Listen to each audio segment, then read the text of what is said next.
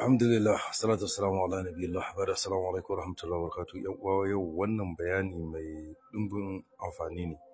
Insha Allahu Rabbi, za mu bankaɗo muku ɗaya daga cikin lalatattun mutane wadda wallahi idan mutane sun natsu suka tsaya suka bibi abubuwan take yi, to ta yi su mai dalili haɗari, ta yi su haɗari.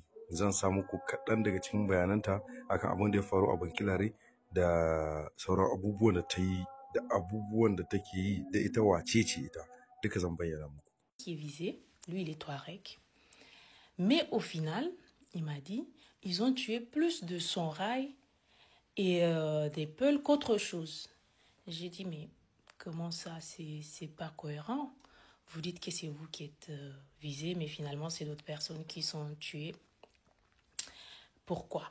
Il me dit, vous savez, madame, d'abord, nous, les Touaregs de Bankilare, on est noirs. On a la peau très noire. On est un peu comme les Songhai. Nous ne sommes pas des Touaregs clairs, comme vous pouvez voir à Agadez. Donc, c'est difficile de distinguer. Et il me dit, c'est que nous, dès qu'ils sont arrivés, nous, on a fui. Tous ceux qui peuvent fuir ont fui. Parce qu'on savait déjà de base qu'on n'allait pas être épargnés. Il dit les autres qui sont restés, c'est parce qu'ils pensaient que ça ne les concernait pas. Ils sont restés pensant qu'ils allaient être épargnés, mais malheureusement pour eux, les militaires ont tiré sur tout le monde. Il m'a dit sur les presque 150 personnes tuées, je pense qu'il m'a dit 147, un truc comme ça, il m'a dit au moins 90 sont Songhai. Et seulement les autres restants vont être Peul ou Touareg. Il m'a dit lui, maintenant il a fui. Il est dans une autre ville et qu'il va encore continuer. Voilà la version que j'ai eue de lui. Maintenant, le côté du FDS, je lui ai demandé, parce que je sais que c'est quelqu'un, si c'est vrai, si c'est faux, il va me dire. Et il m'a dit, Mara, ce ne sont pas des terroristes, ce sont des civils. Point. Il m'a dit, je ne veux pas aller dans des longs discours avec toi, mais je vais tout simplement te dire, ce ne sont pas des terroristes. Voilà. Et on a coupé. Parce que je ne voulais pas l'exposer davantage non plus. Voilà. Maintenant, s'il s'avère, d'ailleurs, toutes ces interrogations, en tout cas qu'on a eues, je ne suis pas la seule, je suis sûre à les avoir eues. J'ai vu plein de gens qui ont fait des publications dessus. Et même ceux qui ne l'ont pas fait, en tout cas, ont remarqué sur les images que les gens là ressemblaient plus à des civils que de terroristes. On a même eu des versions que des gens ont dit c'est des orpailleurs et tout. Mais moi, le monsieur ne m'a pas parlé d'orpailleurs du tout. Voilà ce qu'il m'a dit. Ce que je vais dire, en fait, c'est lutter contre le terrorisme, ok. Mais attention. Attention à ne pas commettre des injustices. Parce que les conséquences de ces injustices-là vont être pires que le terrorisme. Tu ne peux pas venir sous prétexte que mon frère ou mon cousin ou mon oncle est terroriste, tu vas nous éliminer tous. Ce n'est pas possible.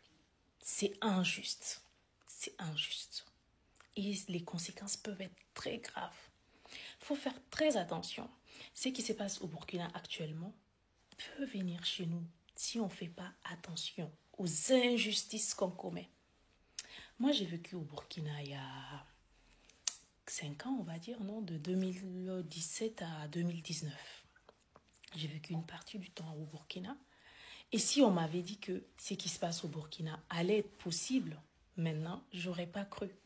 Parce que les Burkinabés sont des personnes tellement pacifiques. Tellement pacifiques. Des fois, moi, je suis étonnée par leur patience, en fait. Je vais vous donner un exemple. Tu vas aller au marché au Burkina, tu veux acheter un truc, par exemple, prenons ça. Alhamdulillah, wa salatu wassalamu ala nabiyillah, bada assalamu alaikum warahmatullahi wabarakatuh. Ina fatan kun saurari Ma'inna Jibrin, kun ji abin da take gai. Na farko dai ta ce da ta yi hira da shi, wane ne shi mutumin? Ɗaya daga cikin jagoran ƙabilar Buzaye na Bankilare. Ya ce mata, su ne dama aka nufa da wannan aika-aikan a samu a kashe su. Amma an yi kashe Fulani da sauran waɗancan mutane. Sai ta ce, a to ai wannan abun akwai matsala, ya za a ce ku ne ake zo a kashe. Amma kuma aka kashe wata ƙabila wadda ba ku ba. sai ta ɗauko ƙabilar Hulani ta sa me take so hasa huta tsakanin Hulani da Sozawa da duk wata ƙabila da ba Hulani ba, ku fahimce ta daidai. To mu koma kan shi wancan mutumin wanda ta ce ta hira da shi kuma ta ce jagora ne, sai ce mata aiki san mu buzaye na Bankilar daban muke da na Agadas, ba za a iya bambanta mu ba saboda mu babbaku ne, na Agadas kuma horhoro ne. Sannan mun samu labari shi yasa sai muka sheka da gudu muka tayi muka kyale wannan wajen. To wai ba su labarin za a zo samami a wajen su, samame ne su za su ka zo ko kuma yan ta'adda ne aka koro, terrorist ne aka koro suka shiga cikin gari. Me yasa ba ta bayani akan wannan ba? Saboda ka gane wai menene munafucin da take son ta shuka. Bayan wannan sai take cewa da aka kama su ai ba a ga bitan da yake ba, ba a ga motunan su ba da sauran me da suka dauko.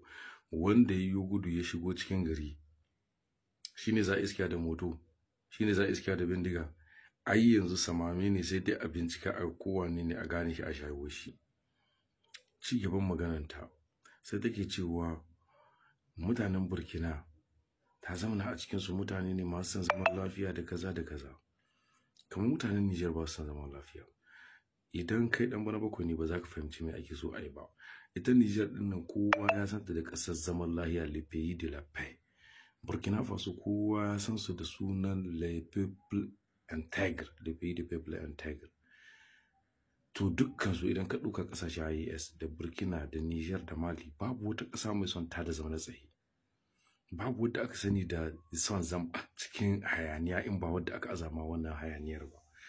Sai dai ta manta da tana da profile a Facebook, tana da profile a YouTube da sauransu, da kungiyar su ta haɗaka su da su Ingande da su Seluwa da duk waɗansu mutane waɗanda ke son a zo a kama ƙasar nan farmaki tun da iko ya canza da gare su ya koma ga wanda Allah ya nufa da wannan iko.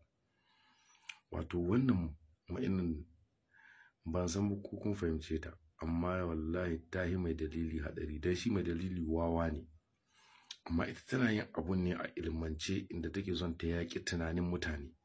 Sai dai alhamdulillah 'yan Nijar ba ragwagi ba ne, ba kwana suke ba. Allah ya albarkace su da fahimta mai ƙarfi da addinin da yake cewa komai za kai bincike a cikinsa. Ina mamaki a matsayinta mai suna na musulma ta zo tana zuƙa ƙarya don cimma wata